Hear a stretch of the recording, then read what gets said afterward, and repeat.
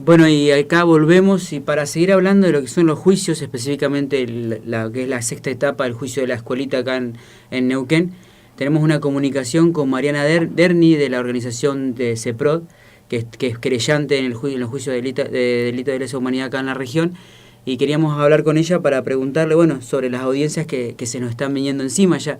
El día martes 13 de agosto hay otra sesión de audiencias y por eso te llamamos. Mariana, hola, ¿cómo estás? ¿Qué tal? ¿Cómo les va? Buen día para todos. Bueno, te queríamos preguntar exactamente eso, ¿cuándo son las audiencias para que le comuniques a la gente de la radio, quiénes van a declarar y qué esperás vos de estas audiencias? Sí, a partir de mañana a las 9 de la mañana en el salón de AMUC en Avenida Argentina 1500 se le va a recibir lo que técnicamente se llama declaración indagatoria a dos de los genocidas que pidieron hablar en su momento cuando inició este proceso, después de muchísimas dilaciones. Se les preguntó y en ese momento eligieron lo que vienen eligiendo hace muchísimos años, que es guardar silencio, ¿sí? Es decir, perpetrar este pacto de silencio que está desde el 83 a escaparse, y finalmente piden hablar. La realidad es que no confiamos en que ese pacto de silencio se rompa, pero sí, por supuesto que es importante estar, porque, digamos, escuchar las brutalidades, las justificaciones, seguramente escuchemos incluso hasta que se le eche la culpa a las víctimas y además a los organismos de derechos humanos que acompañamos a las víctimas, pero también es importante, estar y presenciarlo porque es parte de esos relatos que han intentado imponerse para perpetrar la impunidad, para cortar la historia, para decirnos que ocurrió algo que en realidad no ocurrió y esconder lo que desde el CEPROD vamos a terminar felicitando y acusando, que es en la audiencia del miércoles y del jueves, que es que se condene a todos los genocidas por el delito de genocidio. Es decir, que se deje de esconder que en aquel momento hubo un panorama de guerra, o la teoría de los dos demonios, o que, bueno, hubo errores, hubo acceso de ambos lados. Eso no es así. Lo que ocurrió en aquel momento fue que la clase trabajadora, junto con la juventud, tanto secundaria como universitaria, venían en un ascenso revolucionario, organizados, de conjunto, peleando por sostener derechos históricos, pero a su vez y fundamentalmente porque realmente había una pelea profunda por cambiar esta sociedad completamente desigual de raíz. Y eso es lo que quisieron cortar, eso es lo que quisieron exterminar. Y en estos procesos, además de ver estos relatos que les decía antes, también lo que vemos es que aquella generación no lograron matarla, no lograron exterminarla. Que hay muchísimos jóvenes, que hay una clase trabajadora que continúa con esas lecciones, que hay hilos de continuidad, y que en un momento como en donde se está llevando adelante un ajuste brutal hacia los sectores populares, de un nuevo saqueo a la clase trabajadora, como ocurrió en los 70, como ocurrió con el menemismo también, y nuevamente en este momento. Eso es fundamental, y eso es lo que intentaremos hacer desde la querella del CEPROD, mostrar esto, como les decía en las audiencias del miércoles y el jueves, que es la parte de los alegatos. Bien, sí, acá en el programa siempre hacemos hincapié en esto que vos decías de las secuelas, las consecuencias que nos dejó esta última dictadura tan siniestra, pero también de estos como oasis de resistencia que seguimos sosteniendo algunos sectores. Y en cuanto, a las audiencias, te quería preguntar si se supo algo del testigo Rubén Cafferri, quien, era buscado para que preste su testimonio. Sí, mira, las testimoniales lamentablemente ya han terminado, por eso ya estamos transitando esta etapa de indagatorias y de alegatos. Hubo muchos testigos que no pudieron, porque lamentablemente el paso del tiempo trae consecuencias, y siempre a favor de los genocidas. Por ejemplo, dos víctimas en este tramo que nos iban a brindar su testimonio fallecieron antes de poder hacerlo. Hubo testigos que no eran víctimas o no son víctimas en este tramo, que sus casos no se están juzgando aquí, pero sí iban a darnos su testimonio en relación a otras víctimas y tampoco pudieron hacerlo. Por supuesto que también se vuelve a mostrar esa, digamos, exposición y esa desprotección y cinismo por parte de un Estado que no brinda los medios para que las víctimas y los testigos se sientan en condiciones y realmente en libertad de poder declarar. Y eso se ve, digamos, en cada uno de los procesos. Así que, como te decía, lamentablemente la etapa de testimoniales concluyó, la etapa, digamos, de prueba concluyó, y ahora pasamos a esta nueva etapa donde ya es específicamente la acusación en base a todo lo que fuimos viendo y viviendo en las distintas audiencias.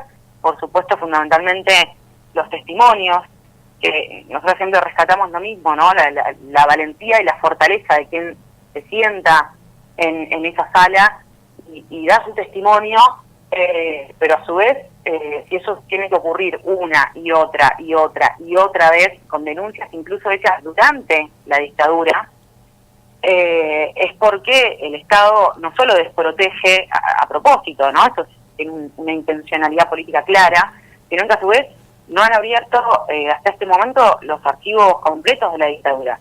Y si eso ocurriera, los procesos serían muchísimo más rápidos, dejarían de ser segmentados, y entonces, por ejemplo, y esto lo vimos en este tramo, una víctima nos brinda su testimonio y lo que se pretende es recortar. Entonces, bueno, no, en este tramo solamente vas a poder hablar de el secuestro de tal año y las torturas de tal año. Lo que te sucedió antes o después será en otro tramo. Y esa persona tiene que volver a esperar años y años, y nuevamente testimoniales, y nuevamente que se forme un tribunal. Digamos, es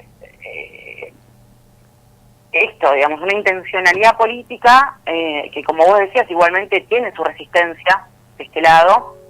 Por eso seguimos en estos procesos, y de hecho por eso siguen estos procesos, porque aunque no son como queremos, sí son fundamentales que se continúen, y se llegó acá por esta resistencia, por esta lucha, porque no nos resignamos a que se juzgue solamente a algunos, como intentó en los 80 con el tema del juicio a las juntas, por ejemplo. No nos resignamos a los indultos, es decir, no nos resignamos a la impunidad, porque sostener la impunidad de lo que hicieron en los 70 es profundizar la impunidad de hoy. Sí, otra cosa que también hablábamos era esto de que se están juzgando en su mayoría a personas que pertenecieron a las Fuerzas Armadas, pero no a la Policía Federal, cuando sabemos que también eran cómplices o partícipes de estos procesos. Entonces, sí sabemos que, bueno, no es a veces suficiente con este juicio. Sí, totalmente. Totalmente suficiente no es. Y mira, de hecho llega un solo imputado de la Policía Federal.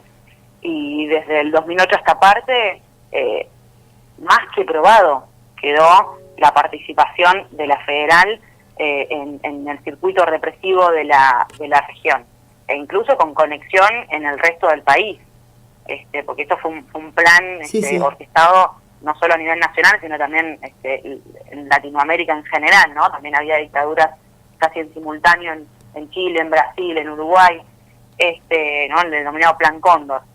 Pero como vos decís, digamos, no es suficiente, y esto lo volvemos a ver. Hay testigos que han dado nombre y apellido de la Policía Federal en funciones en aquel momento, que fueron autores de torturas, de secuestros, de detenciones ilegales, y no los tenemos en el banquillo de los acusados. Y después, por ahí, para cerrar la entrevista, lo que queríamos era por ahí cambiarte un poquito de tema, si bien tiene que ver con esto que vos decías, con esta continuidad histórica de la lucha de lo que son los estudiantes, obreros y abogados en tu caso, porque hoy, el 12 de agosto del 2009, se aprobaba la ley de expropiación de Sanón después de 8 años de lucha por parte de los obreros, y sabemos que el CEPROT como organización casi que puede rastrear sus orígenes en lo que fue la lucha de los obreros de Sanón y su aparición en lo que fue, sobre todo en la vida pública, de la mano del acompañamiento que hicieron de los obreros de Sanón. Queríamos que nos cuentes un poco cuál es tu experiencia o un poco qué es lo que el CEPROT recuerda de aquellos años y un poco traerlo a la memoria como una gesta, ¿no?, de la lucha de los obreros de Sanón acá en la zona. Exactamente, es eso, es una gesta que ha logrado dar esta continuidad que no ha surgido, digamos, de la nada, sino precisamente porque se han sacado lecciones, no solo de los 70, sino incluso mucho más atrás, y que han dado su ejemplo, que hoy lo vemos en las obreras textiles del parque industrial, que han dado también la batalla contra un empresario que se fue, que se robó la máquina, que no pagó los créditos del Estado. Lo de Sanón era incluso mucho más demostrativo, en el sentido de que a Sanón se le había dado el terreno, la fábrica, la maquinaria, los créditos en época de la dictadura. Y Sanón expresamente, abiertamente, digamos, bancaba a la dictadura. Hay discursos de él agradeciéndole al régimen genocida por haber podido levantar esa fábrica. Años después, los obreros muestran que no necesitan patrón y que pueden poner a producir una fábrica. Y en un momento como y te decía, las obreras textiles son también esa continuidad. Para nosotras es un orgullo poder formar parte de esa gesta y de ese ejemplo, porque están cerrando entre 5 y 6 fábricas por día, todos los días en la Argentina, y nosotras seguimos planteando que cada fábrica que cierre tiene que ser, porque puede ser puesta a funcionar por sus trabajadores, no mirando las ganancias del empresario, y puesta fundamentalmente también al servicio de la comunidad, porque Sanón tiene su valor también en eso, ¿no? Digamos, lo que se plantea es, bueno, a ver, falta obra pública, y hay una fábrica bajo gestión obrera hace años que tiene para brindarle a la comunidad gran parte de los materiales de esa obra pública.